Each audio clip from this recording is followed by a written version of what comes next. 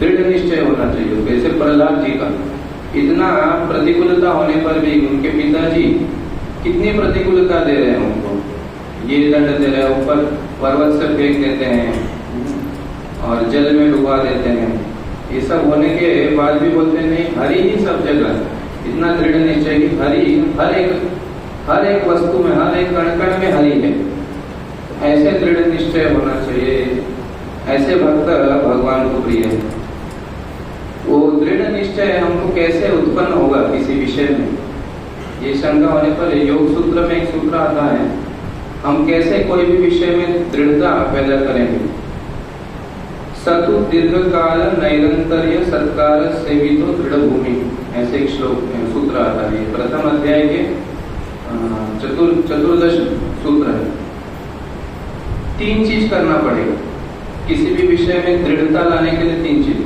पहला है दीर्घकाल, मतलब उस विषय में हमको दीर्घकाल तक अभ्यास करना पड़ेगा।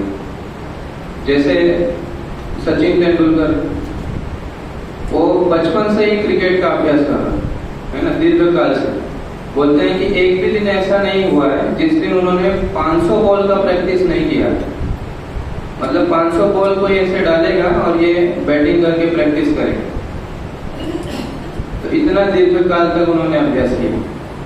और जो गायक होते हैं बड़े बड़े, अभी जो एक अरिजीत सिंह करके गायक है, वो बोलते हैं रोज 8 घंटा तो रियाज करते ही हैं। तो ऐसे दीर्घकाल तक यदि हम किसी भी विषय में लगे रहेंगे तो उसमें दृढ़ता आ जाती है। दूसरा है निरंतर्य, निरंतरता होनी चाहिए। ऐसे नहीं कोई बोलता है कि अरे मैं तो सत्संग में तो रोज जाता हूँ, सत्संग में तो बहुत साल से जा रहा हूँ, 10 साल हो गया, लेकिन कोई लाभ नहीं होता। ऐसे कई लोग बोलते हैं। तो उनको पूछें कैसे जाते, बोलते हैं 1 दिन जाते, फिर 2 दिन नहीं जाते, फिर तीसरे दिन जाएंगे, फिर 7 दिन नहीं आएंगे। तो ये निरंतरता नहीं हुई है ना। निरंतर होना चाहिए, मतलब रोज उतना प्रैक्टिस होना चाहिए उस विषय में। तो दीर्घकाल हो, दीर्घकाल के साथ साथ निरंतर भी हो। ऐसा नहीं कि 1 दिन किया 2 दिन छोड़ दिया, ये निरंतरता भी होनी चाहिए। जो एक श्लोक आता है ना, आसुप्ते आमृते कालम नये वेदांत चिंतये चिंतये, ऐसे बोलते हैं।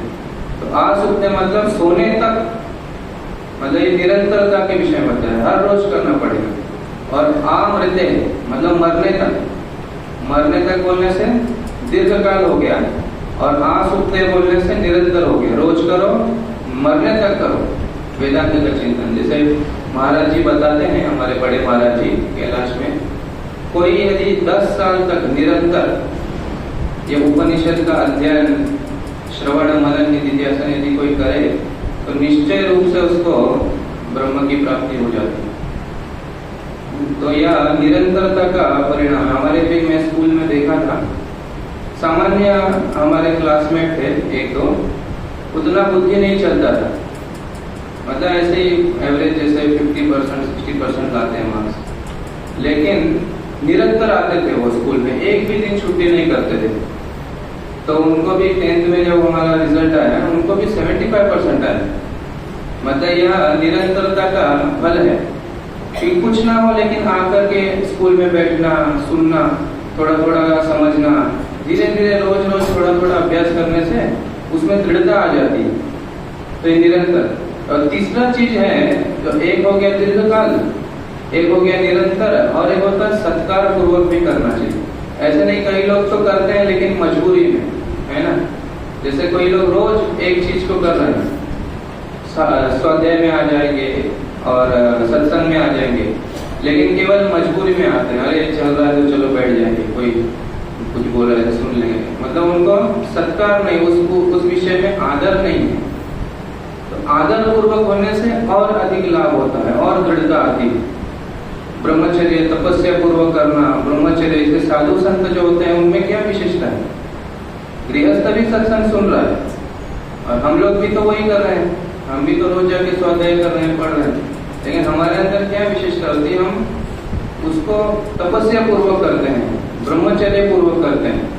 तो इससे दृढ़ता जल्दी आ जाती है और अधिक आती है। तो यह योग सूत्र में उपाय है, 3 चीज करना है, दीर्घकाल तक करेंगे, निरंतर करेंगे और सत्कार